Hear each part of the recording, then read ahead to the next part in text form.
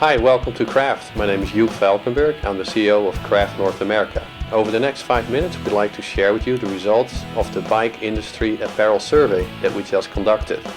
We hired Brookmark Research. I'm here with Alex Brooks, who will take you through the survey. Welcome, Alex. Thanks, Hugh. Thanks for having me. Welcome. Tell me a bit about the methodology that you used to design the study. Who did you conduct it with?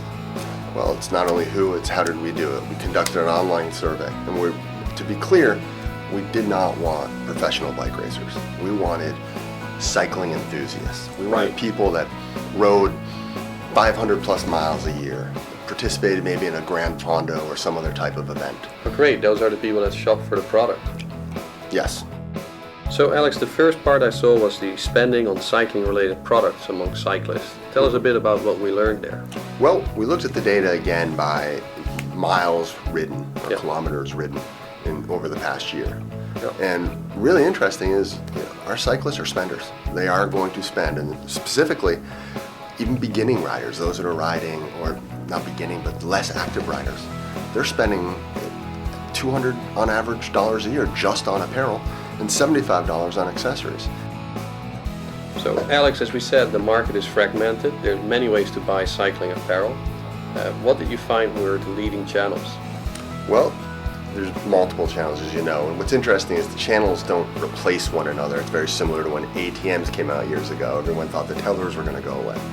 They don't. It's an additional channel. We have additional channels and multiple channels, and cyclists are going to use them all. We noticed that online is growing. What was your view on that? Well, it was surprising. Online is growing, but the shops, the stores, the specialty bike shops, they're still strong. People are still visiting the stores and they want to spend money there.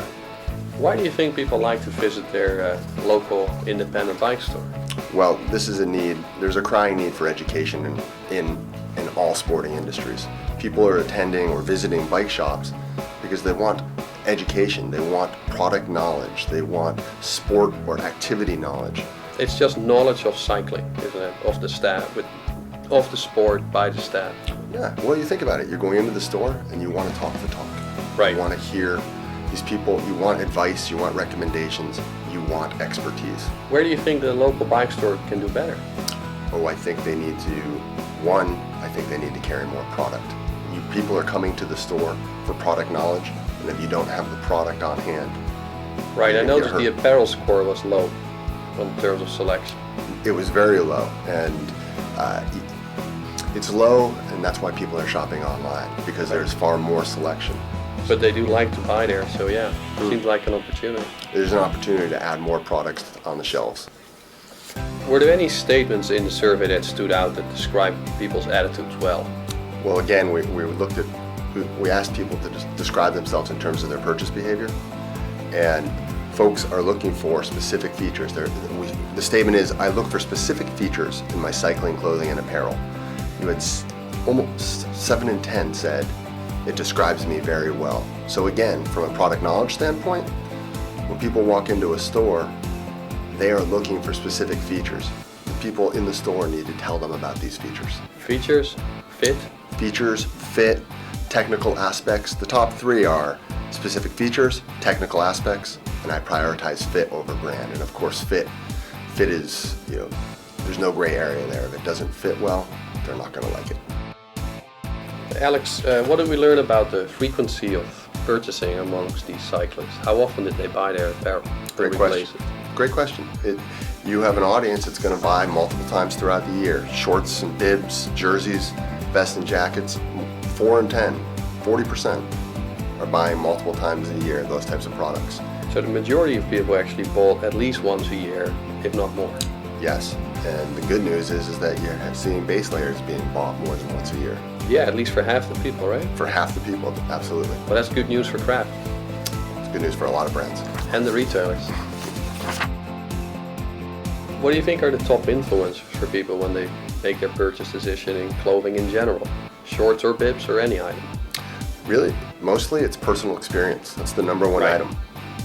Almost everyone said, you know what, it's what I've done with the product, my experience with the products, my experience in the past. But then, not surprisingly, we have to deal with price. Right. But importantly, and again to the point of having to have product on the shelves, the ability to try on. People need to try it, they need to feel it. That's why people are still going back into local shops. Well, I think also with price and the previous argument of looking for specific features, it's important for us to pack a lot of features, I think, into a garment and offer it at a competitive price. Offer at a competitive price, but again, remember that people in the store need to be able to tell the story about it. They need to tell you why it's good, what are the technical aspects, what is it going to do for you. I also noticed that half the people go online to find out what products do or what they don't do for them. In the age of the internet, everybody's online looking for information.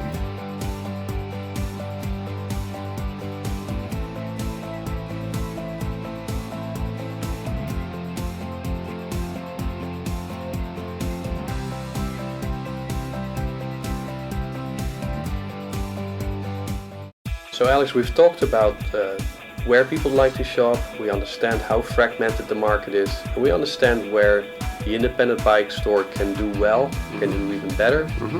We also now know more about what people look for in the product. That's very useful. Now that we know that, let's have a quick look at what people think about craft. So what do we know about the satisfaction about craft cycling?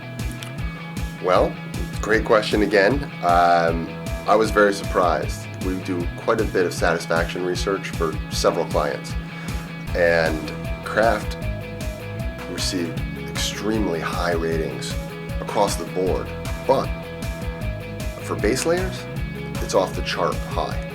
They are the consumers have basically said you have a best-in-class product. Your base layers are better than anything. These scores are better than anything I've seen for products in years. So Alex, how does craft compare to the competition? It's a crowded market, there are many vendors. How do we stand out? Yeah, for sure, there's a lot of competition out there. But first, the good news is 1 out of 5 cyclists actually own a craft product. Right. Everybody probably has the base layer. Well, but it's a start. It's a craft product. Yeah, they want more once they're satisfied.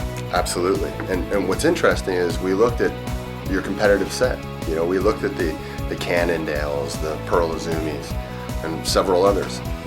You're right up there in terms of the perception of quality. 9 out of 9 competitors. Everyone's saying craft is better. Well, thanks, Alex. You're welcome. All right.